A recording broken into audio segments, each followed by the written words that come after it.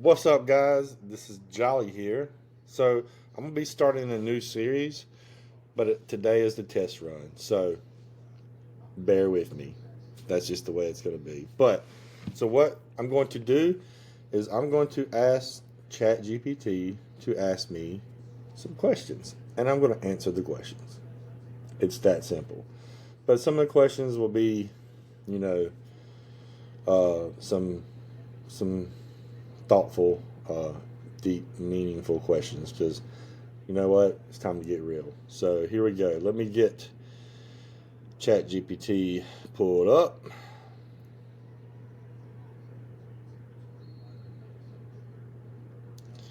And let me get a new chat started. So I'm going to ask it to, let's see,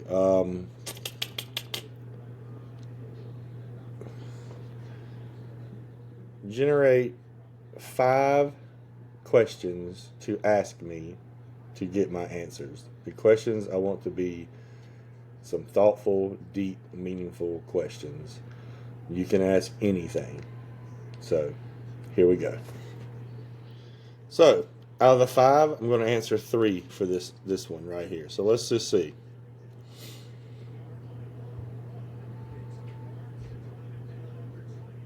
Okay, I'm going to go with the first one. So question 1 is, if you could go back and talk to your younger self at age 10, which is my son's age now, what's the one piece of advice you give him that would change the way he saw life?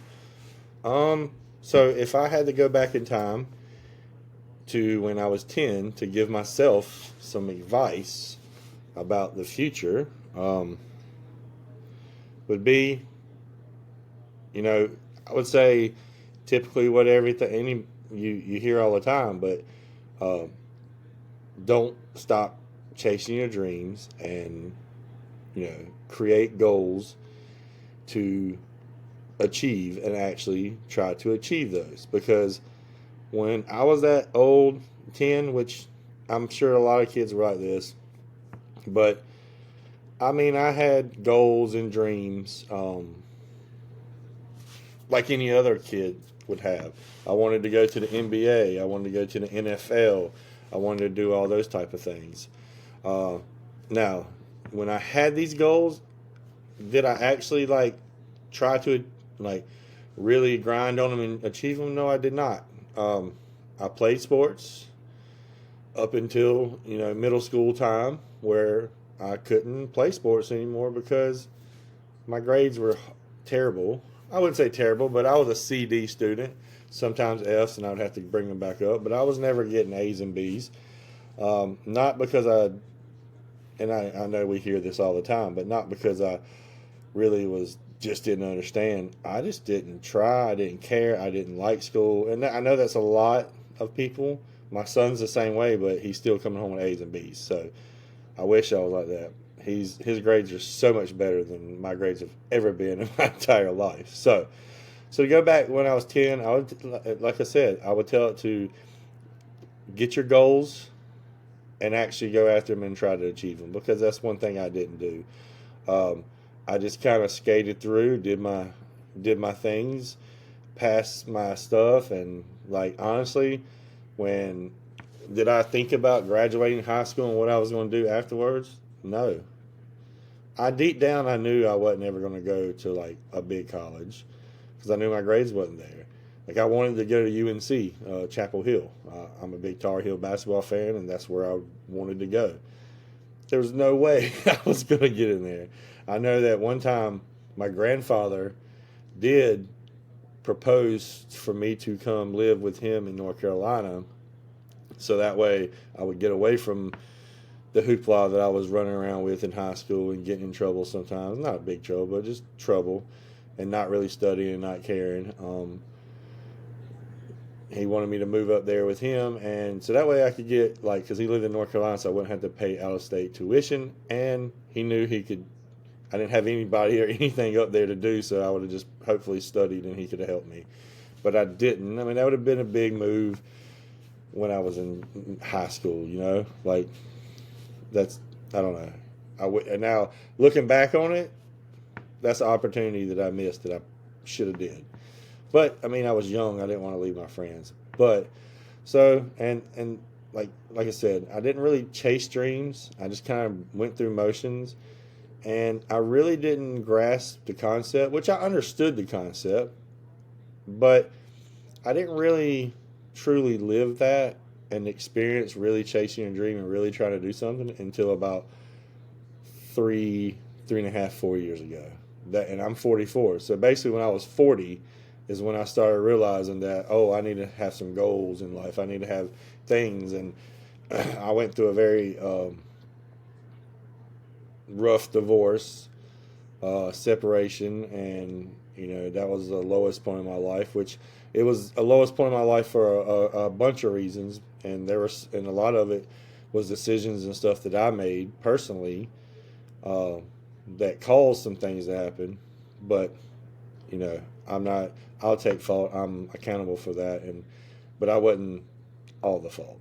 So, but I went through a very dark time, and about 4 years ago is when I really started like thinking about things that I want to do and creating goals because I started listening to Gary Vee, and I started creating goals and trying to achieve them, and I did start a card business, which I still have now. It's going 2 years, just like any business that someone's running by themselves, grinding with not a lot of money. It's my nose is above water. Let's just say that. But I mean, I love doing it, so it's not like it's working.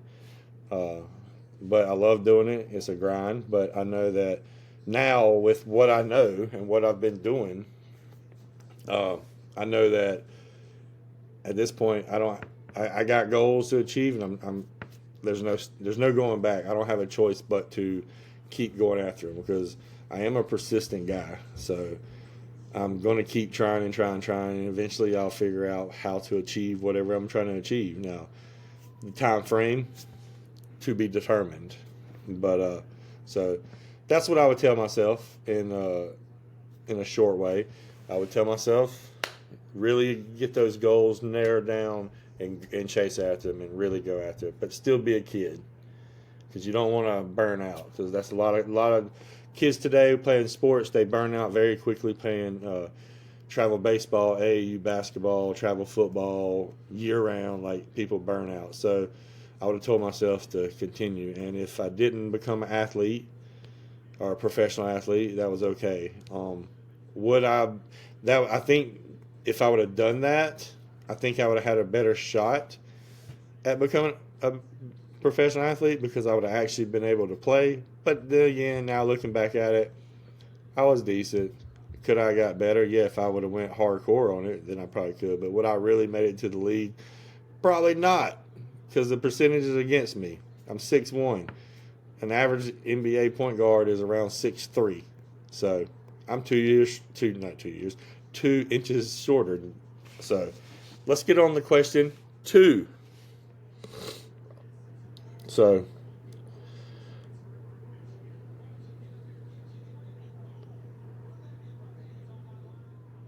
this is a good one. This kind of goes into what I was talking about. What's a moment in your life that at first felt like a failure, but later revealed itself to be one of your greatest lessons? Going through my separation, going through the divorce. It was, like I said in the earlier question, like going through that was a very hard time for me. Again, there was reasons why it was hard because I put some stuff on my own plate that I was dealing with and trying to just accept that I made some mistakes and I did this, but just trying to grasp everything because I had my son and also had 3 stepdaughters that were, when I got married, they were when I came in their life they were 7, 8, 9. So it was a very trying time because I went from having a family with 4 kids, house, wife, all that stuff to nothing, and it was very hard to deal with. And like my job situation at the school, I almost lost my job. So like I literally had nothing.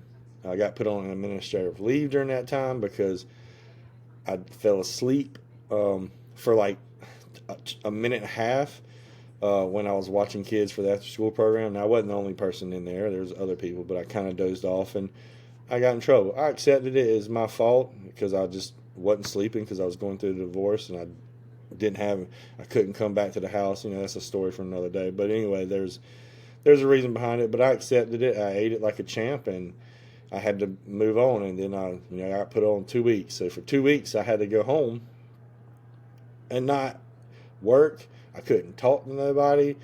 I couldn't talk to anybody at work about anything. So, and then my family was gone. I didn't get to see my kids. I couldn't see my son was like 3, 4-ish at that time, if I'm not mistaken. So like he was still young, and I mean it was a very hard time for me at that lowest. And I ended up slowly, like it took me weeks and months to like get back to eating right. It took me months to just get to be where I wanted to go outside. But the good thing for me is COVID happened during that time. So like I had to stay home just like everybody else did. So that kind of COVID actually helped me in that situation because I didn't have to worry about a lot of the hoopla that happens when you're separated and going through a separation divorce because no one could go anywhere. And it was just, it helped out a little bit. So that was a blessing in disguise for me on that. So let's see. Now, so I felt like a failure because like I lost everything. I couldn't see my son, and it was just going through a lot during that time, and thought I was about to lose my job. And then slowly, piece by piece, it got better just by honestly just doing the right thing, putting my head down, not focusing on what the people are saying from the outside, because I did have a lot of people. I mean, if I'm just going to be real about it, turn their back. Like people that, I went to church with, that, we went to cookouts with, I went to this. And when that happened, they turned their back on me. And I'm not saying that in a bad way, but no one reached out to check on me. No, like I saw people at the stores and they turned and walked the other way.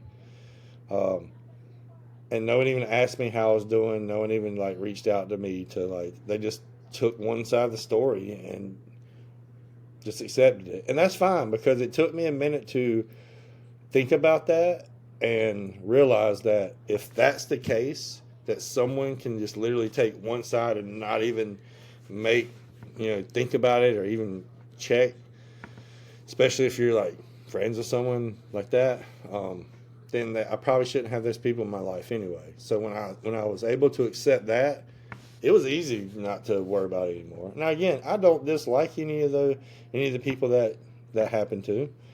I'd still talk to them. I don't know anything about it. It just showed me who I wanted in my life. That time definitely did show me who was on my side. And not that I wanted sides, but who like stood strong and supported me and was there for me. So like that was the time that I realized a lot of who's there and who's not. So when you go through things in life, that's when you'll find out who your ride or dies are. Because when things get tough, that's when you'll realize who your friends are, who your ride or die. So, and your friend list would basically get cut more than half, I promise you.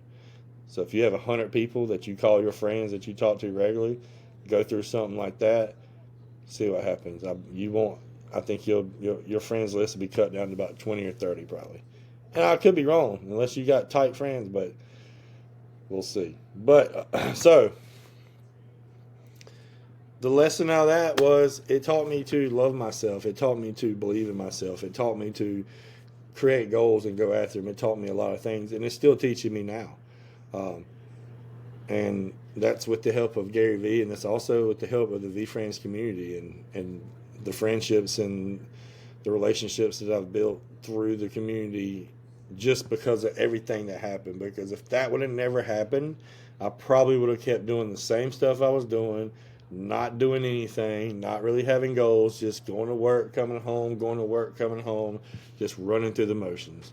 So if that would have never happened, I wouldn't be right here today doing this, which I'm so much happier right now. Even though, everybody's got things you're still going through, but I'm probably one of the happiest that I've been in a while. I mean, I did start a new job that I'm looking forward to, which I'm still nervous about, but that doesn't say that I'm not happy or nothing. It's something that is new to me. But again, you got to get out of your comfort zone, and that's what I did. And I would have never done that if it wasn't for Gary Vee and the Vee Friends community. So, but let's get on to question 3 or 3.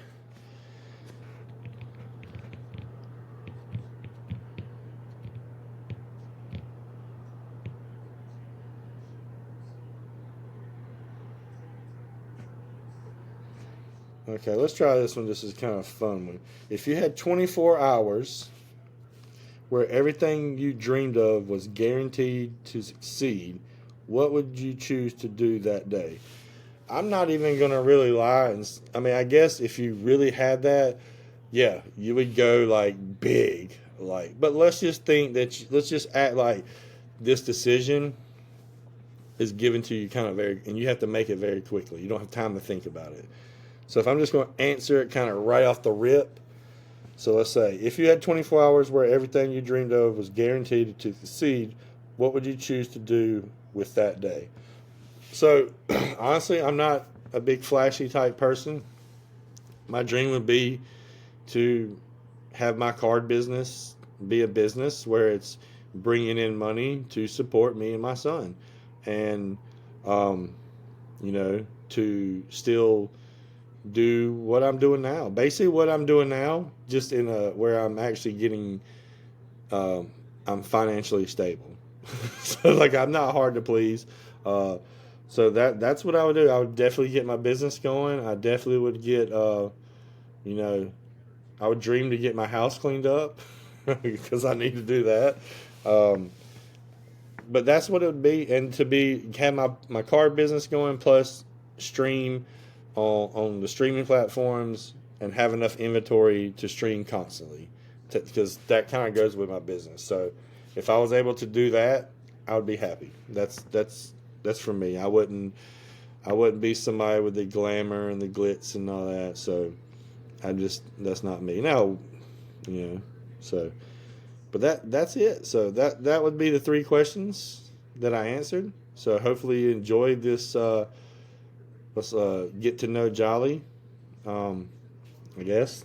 So we will be doing more episodes of this. So I will see you next time. Peace out, guys.